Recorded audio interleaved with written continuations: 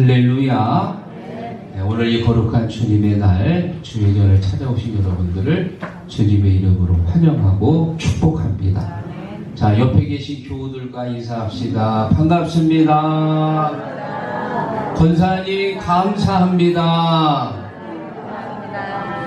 여러분, 인생을 살면 살수록 감사할 것밖에 없어요. 지난 한 주간 하나님이 함께 하셔서 감사하고, 오늘 이곳에서 예배 드릴 수 있는 게 감사하고, 특히 이 러시아의 문호인 톨스토이는 이런 말 했습니다. 감사할 줄 아는 사람은 젊어진다. 믿습니까? 그러고 보니까 오늘 여러분 얼굴들이 한 1년씩은 다 젊어지신 것 같아요. 네. 여러분, 감사하는 사람에게요, 하나님께서 그만큼 축복해 주시는 줄 믿습니다. 하나님께서는 이스라엘 백성들에게 3가지 절기를 지키라고 명령합니다. 첫째는 유월절, 무교절이라고도 하고요, 맥추절, 바로 오늘 7월 첫 번째 주일날 지키는 칠칠절이라고 부르고요, 또 우리가 추수감사 주일날 지키는 초막절, 수장절, 장막절이라고 합니다. 이 3개의 절기를 명하신 이유가 있습니다. 이 3개의 절기는 하나님께서 우리의 믿음을 점검하는 절기예요. 우리가 자동차를 다 몰고 다닐 텐데 자가용도 2년에 한 번, 1년에 한 번 검진을 받고요. 우리 몸도 1년에 한 번 건강검진을 받듯이 우리의 믿음도 하나님께서 검진하세요. 그 검진하는 기준 중에 가장 기본적인 기준이 뭐냐? 감사입니다. 감사. 신앙생활 하면서 내 입에서 감사가 나오고 찬양이 나오면 그분의 믿음은 건강합니다. 그런데 감사는 안 나오고 자꾸 불평이 나오고 짜증이 나오고 원망이 나온다면 그분은 신앙생활에 병이 든 겁니다. 오늘 우리가 말씀을 통해서 내 믿음을 점검하시고 내 입에서 늘 감사가 넘치는 감사의 삶이 되기를 주의 이름으로 축원합니다. 자, 오늘 저는 본문의 말씀을 가지고 맥추절의 의미와 축복이란 제목을 정했는데요. 자, 맥추절의 의미와 축복 첫 번째, 매년 3번씩 하나님 앞에 보여야 한다. 23절 읽어봅니다. 너희의 모든 남자는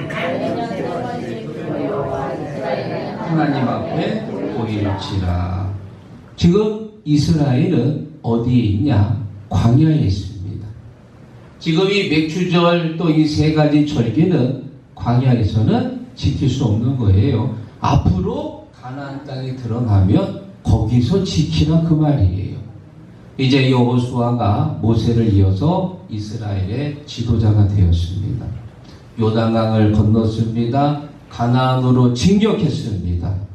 연합군과 싸워서 이기고 가나안을 정복하고 정복한 땅을 이스라엘 사람들에게 분배합니다. 그리고 나서 이제 1년에 3번 이스라엘 남자들은 꼭 예루살렘에 가서 하나님 앞에 보여야 됩니다. 여러분, 얼굴을 보이란 얘기는 조금 쉽게 말하면 감사를 표현하라 그 말이야. 감사를 표현해라. 이스라엘 사람들 남자들은 특히 절기를 지키기 위해서는 1년에 3번 무조건 예루살렘에 가야 합니다. 자, 예루살렘에 가려고 딱 이제 준비하고 출발하는데 갑자기 연락이 왔어요. 중요한 일이 있으니까는 오늘 가지 말고 내일 가자고. 그러면 여러분, 내일로 미룰 건가요? 안 됩니다. 하나님의 명령이 먼저입니다. 자, 또 출발하려고 하는데 그 마을에 상을 당했습니다. 그러면 사람이 죽었으니까 이번에 절기는 건너뛰어도 되나요? 안 됩니다. 하나님의 명령이 먼저입니다. 아무리 중요한 일이 생기고 상을 당하는 일이 생길지라도 먼저 하나님 앞에 가는 거예요. 하나님 앞에 남자들은 얼굴을 보여야 됩니다. 얼굴을 보인다는 의미가 뭐냐? 하나님 앞에 감사를 표현해라 그 말이에요. 믿습니까? 여러분, 자녀들을 키울 때요, 자녀들한테 여러분 혹시 이런 말을 들으셨나요? 어머니 감사합니다. 아버지 감사합니다. 아마 대부분은 잘 못 들으셨을 거예요. 아이들 어릴 때, 학생 때 감사하다는 말보다는 엄마 용돈 좀 주세요. 아빠 양념치킨 사주세요. 달라는 얘기를 많이 들었을 거예요. 자, 그러면 결혼해가지고 가정을 이루고 자녀를 키웁니다. 그러면 자녀들이 30살 이상 됐으니까 그때는 부모님 저를 지금까지 키워주셔서 참 감사합니다. 그런 얘기 잘 듣나요? 아마 듣기 어려울 겁니다. 그런 얘기보다는 시집간 딸이 그럴 거예요. 엄마 나 오늘 바쁘니까 애기 좀 봐줘. 그리고는 또 한 주간 지나가지고 김치 다 떨어졌어. 김치 한 통만 해줘. 부모님이 해준 건 너무나 많은데 감사하다는 말보다 또 달라고 합니다. 또 해달라고 그러죠. 왜 그럴까요? 아직 신앙에 철이 없어서. 철이 들들어가지고 그래요. 철이 들면은요, 해달라는 얘기보다 이제는 부모님께 해드리고 싶은 마음이 더 생기는 거예요. 신앙생활도 마찬가지입니다. 우리가 하나님 앞에 와서 기도할 때 하나님, 제가 주님을 위해 더 많은 일을 하고 싶습니다. 더 많은 일을 감당하게 해주세요. 신앙에 철이 들면 하나님 앞에 더 드리고 싶은 거고, 철이 없으면 장사 잘 되게 해주세요. 건강하게 해주세요. 집값 올라가게 해주세요. 해달라는 게 많아. 해달라는 게. 사랑하는 성도 여러분, 오늘이 100주전에 하나님의 은혜를 감사하며 우리의 신앙의 철이 많이 들기를 주의 이름으로 축원합니다. 여러분, 우리가 무엇보다 이 대한민국에 태어난 게 크게 감사한 거예요. 저 아프리카에 태어났으면 물 한 병 먹으려고 5km까지 걸어가야 됩니다. 수도만 열면 물 나오잖아요. 얼마나 감사해요. 만약에 이슬람 지역에서 우리 여성들 태어났잖아요. 굉장히 어렵습니다. 이 이슬람 교회에서는 여자들이 사람이 아니고 남자의 소모품이에요. 5살, 6살, 7살짜리 여자애들을 결혼시켜가지고 성추행이 만연합니다. 왜 그렇게 어린애들을 30대 된 남자들이 결혼하느냐? 이슬람교의 창시자였던 마호메트가 결혼했대. 7살짜리 애들. 그래가지고 그게 전통이 돼서 글쎄 남자들 30살짜리들이 쭉 서 있고요. 여자아이들 6살짜리 쭉 서가지고 그렇게 합동 결혼식을 하는 거예요. 여자들은 이슬람교에서 사람이 아닙니다. 남자들의 소모품에 불과해요. 여러분, 이슬람교에 경전이 있습니다. 왼쪽에 보면 이슬람의 경전이 코란인데요. 그 다음으로 제2경전이라고 하는 하디스라는 게 있습니다. 이 하디스는 이 마호메트, 이름이 무함마드인데 그 사람의 어록을 기록한 책이에요. 거의 코란과 견줄 정도로 이슬람교 사람들이 굉장히 신봉시하는 얘기인데, 이 하디스 안에 무슨 내용이 적혀져 있냐, 제가 한 가지만 얘기해 드릴게요. 아내가, 남편이 아내를 때릴 때 제3자는 왜 때리냐고 말을 해서는 안 된다. 그냥 남편이 때리면 아내는 맞아야 돼. 여러분, 우리 하나님께서 하와를 만드실 때 어떤 존재로 만드셨습니까? 남편을 돕는 존재. 남편의 부족한 것을 채우는, 어떻게 보면 우리 여성들이 남편보다도 더 우월한 존재일 수 있습니다. 왜? 부족한 것을 채우고. 동등한 입장에서 하나님이 만드십니다. 그런데 이슬람교는 이 여성들은 사람이 아니에요. 소모품에 불과합니다. 이슬람교에 보면은 남자들은 여자들을 4명을 거느릴 수 있는 권세가 있습니다.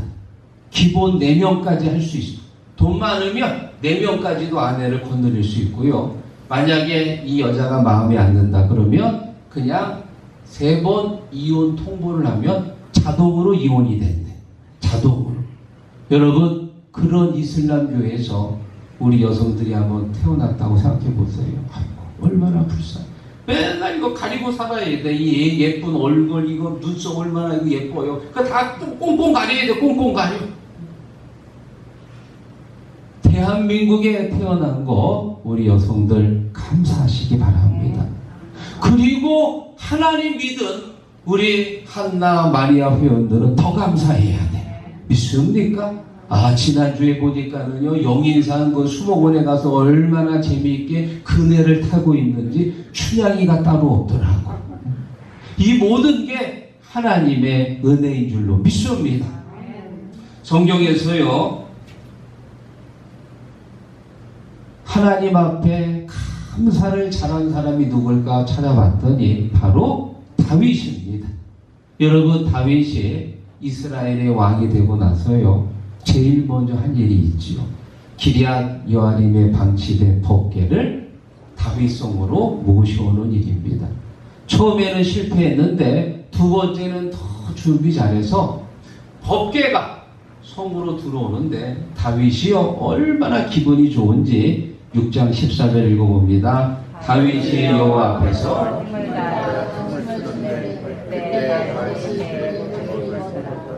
무엇을 했다고요? 춤을 췄다는 거예요. 춤. 다윗이 언제 뭐 춤을 배웠나요? 춤 잘 추는 댄서인가요? 춤하고 전혀 관계없어요. 다윗은 한평생 전쟁터에서 잔뼈가 굵은 그야말로 칼의 사람입니다. 그런데 법궤가 들어오니까 얼마나 감사한지. 일개 목동에서 이스라엘의 왕으로 세워주신 하나님의 은혜가 너무 감사해서 저절로 막 그냥 춤이 나오는 거예요. 춤이. 그래 여러분, 오늘 같은 날은 좀 춤을 춰야 됩니다. 오전에 우리가 또 송차식하고 춤은 좀 경망스러우니까는 점심 잘 드시고 오후 때 한번 좀 춤 춰보자고요. 오후 때. 네? 왜? 지난 6개월 동안 인도하신 하나님의 은혜를 감사드리고 대한민국에 태어나고 시국교회를 섬기게 하시고 이렇게 아름다운 제단에서 예배할 수 있는 게 얼마나 감사한 거예요. 아주 우리가 이따가 점심 먹고 나서 오후 찬양할 때는요, 아주 성령의 춤을 다 같이 다윗처럼 추시기를 주의 이름으로 축원합니다. 자, 그리고 두 번째, 맥주절의 의미와 간사 두 번째, 아무도 내 땅을 탐내지 못할 것이다.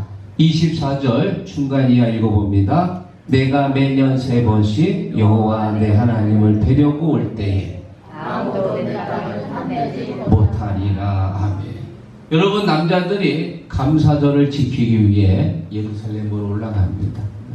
가까이 있는 사람은 오후에 왔다가 하룻밤 지내고 내려갈 수 있지만 멀리 사는 사람들, 우리 식으로 말하면 저 전주 뭐 이런 부산 이런 데 사는 사람들은 거의 한 일주일은 걸릴 오고 가는데, 자, 남자들이 일주일 동안 집을 비웠다는 얘기는 아내와 어린 자녀들이 집을 지켜야 된다는 의미입니다.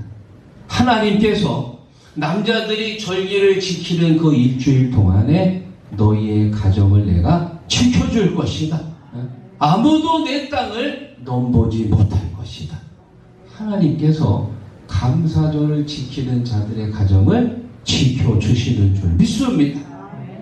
바벨론의 느부갓네살이 예루살렘을 점령하고 나서 그 이후에 어떤 일을 저지르느냐, 큰 신상을 만들어 가지고 모든 사람들에게 명령합니다. 이 신상 앞에 절을 해라. 절하지 않으면 어떻게 된다고요? 풀무불 속에 집어넣는다는 거예요.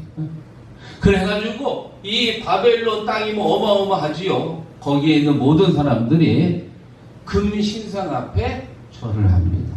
그런데 절하지 않은 유일한 3명이 있습니다. 바로 다니엘의 세 친구 사드락, 메삭, 아벤노고입니다. 폐하, 저들이 절을 하지 않습니다. 당장 잡아봐라. 그래가지고 3명을 잡아왔어요.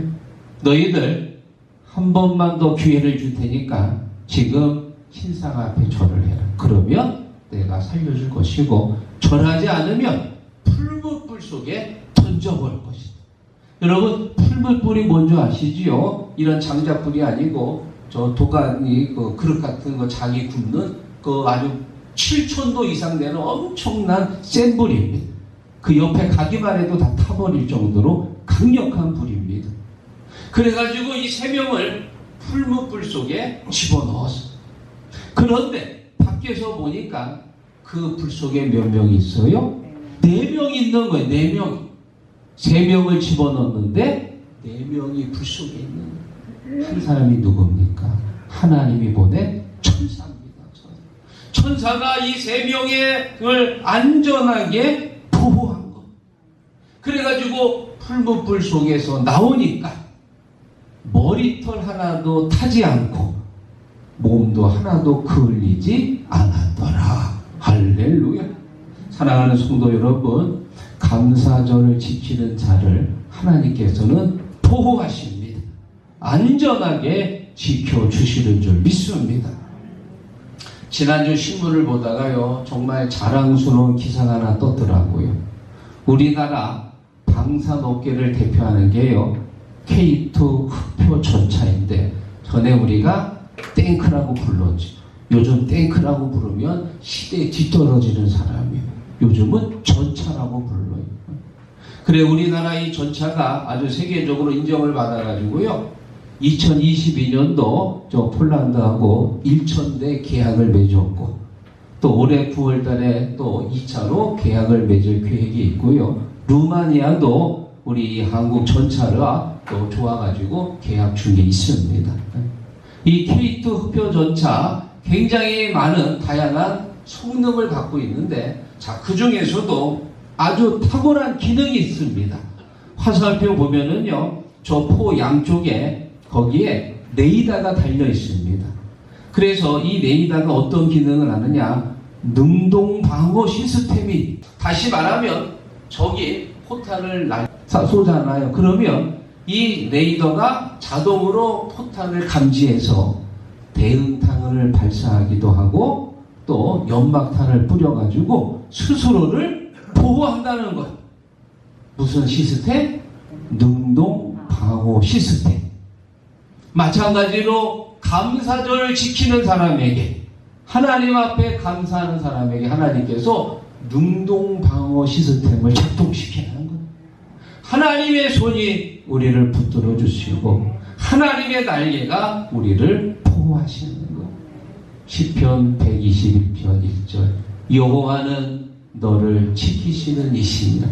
내 오른쪽에서 내 그늘이 되시나니 낮에 해가 너를 상하게 하지 아니하며 밤의 달도 너를 해치지 아니하리라.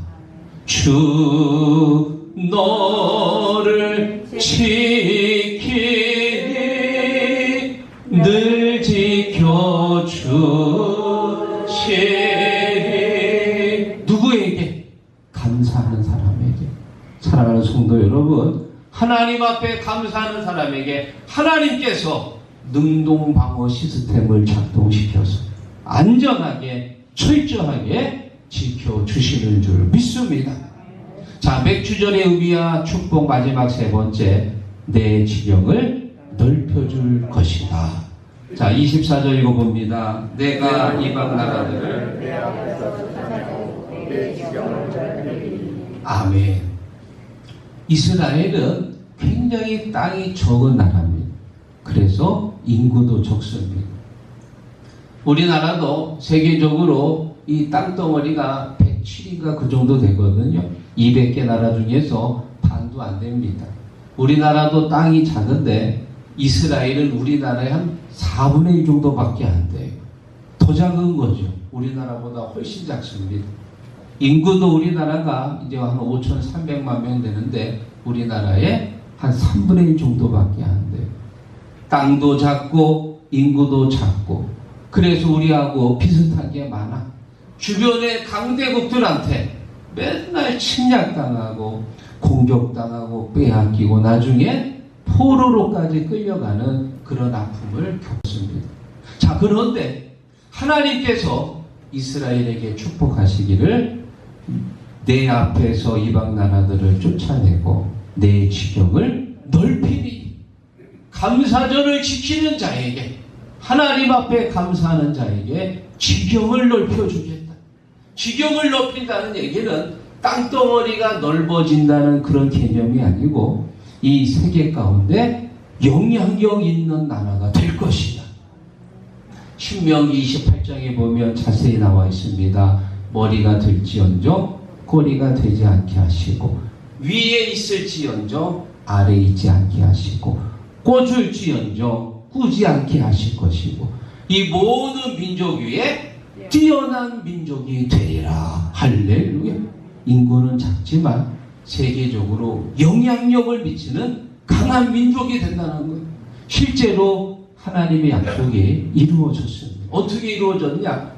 이 노벨상 타는 사람을 보면은요, 유대 인구는 세계 인구의 0.2%밖에 안 되는 아주 소수 민족인데 노벨상의 20%를 유태인들이 다 휩쓸어요. 0.2%가 20%의 노벨상을 탄다. 쉽게 말하면 한 사람이 100배의 영향력을 미친다. 100배의 영향력. 사랑하는 성도 여러분, 우리가 감사절을 잘 지키고 하나님 앞에 감사하며 하나님께서 우리의 영향력을 크게 하시는 거예요. 지경을 넓혀주시고 복의 복을 더하여 주시는 줄로 믿습니다. 감사의 달이 나면 다윗을 생각할 수 있고요. 또 한 사람 다니엘을 들 수 있습니다. 다니엘은 바벨론의 포로로 끌려올 때 나이가 16살입니다.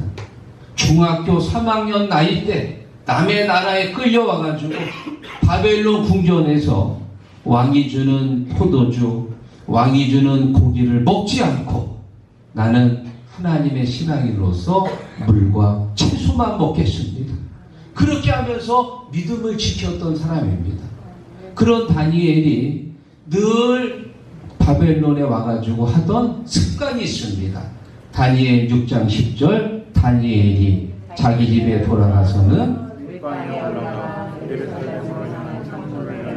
전에 하던 대로 하루 3번씩 무릎을 꿇고 기도하며 그의 하나님께 감사하였더라. 아멘. 전에 하던 대로 뭘 했습니까? 항상 예루살렘을 향해 창문을 열어놓고 무릎을 꿇고 하루에 3번씩 어떻게 기도했다고요?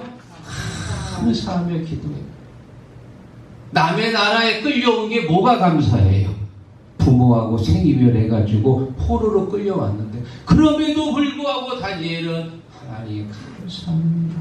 하나님 감사합니다. 늘 감사하는 생활을 했더니 하나님께서 다니엘에게 꿈을 해몽하는 지혜를 주셔서 나중에는 바벨론의 총리가 됐습니다. 총리가 됐어요. 또 나중에 메대와 바사의 총리가 됩니다. 하나님 앞에 감사하는 사람을 하나님께서는 지경을 넓혀주시고 축복해 주시는 줄로 믿습니다. 한 가지 예화를 드리고 말씀을 정리합니다. 여러분, 몽골 제국을 통일한 칭기스칸이라고 있습니다. 원래 이름은 태무진인데 통일하고 나서 칭기스칸, 이 전 세계의 군주라는 칭호를 얻게 됩니다. 출정을 앞두고 이제 부하 군사들을 다 장수들을 모아놓고 잔치를 열었습니다. 아주 상다리가 부러질 만큼 아주 음식을 많이 차렸어요. 그런데 정말 상다리가 부러진 거예요. 여러분, 출정하기 앞서서 이렇게 상다리가 부러지거나 뭐 이렇게 깃발이 부러지면 사람들은 어떻게 생각해요? 불길한 징조라고 생각하지요. 대야, 이번 출정은 아무래도 불길하니까 그냥 안 가는 게 좋겠습니다. 그러자 이 칭기스칸이 말하기를 무슨 소리냐? 이 상다리가 부러진 건 불길한 징조가 아니고 아주 좋은 징조다. 이제 우리가 전쟁터에 나가서 승리하고 돌아와서 아주 기쁜 마음으로 상다리가 부러질 만큼 음식을 차려놓고 먹을 좋은 징조니까 아무 걱정하지 말고 출정한다. 그래가지고 불안에 떠는 부하 장수들을 독려해서 출정했는데 정말 큰 승리를 하고 돌아와서 턱다리가 부러질 만큼 많은 음식을 차려놓고 먹은 줄로 믿습니다. 똑같은 일은 벌어졌지만 사람이 생각하기에 따라 다른 거예요. 지금까지 내가 살아온 것이 하나님의 은혜라고 생각하면 그것이 축복의 길이 되는 것이고, 지금까지 살아온 게 정말 그냥 하고 싶지 않은데 억지로 왔던 그런 나의 삶이라고 생각하면 하면 할수록 점점 힘든 삶이 되는, 내 삶을 어떤 모습으로 바라볼 것이냐, 믿음의 눈으로 바라보세요. 감사의 마음으로 바라보면 모든 게 하나님의 은혜고 하나님의 사랑인 줄로 믿습니다. 사랑하는 성도 여러분, 오늘 이 감사절날 우리가 꼭 먹어야 할 보약이 있습니다. 무슨 보약이냐? 바로 감사탕을 먹어야 돼. 믿습니까? 물론 우리가 오늘 삼계탕 먹지만 그 삼계탕 국물은 감사탕이에요. 자, 이제 옆에 있는 권사님하고 한 번만 더 인사해 보세요. 권사님, 감사탕 많이 드세요. 감자탕 아닙니다. 감사탕입니다.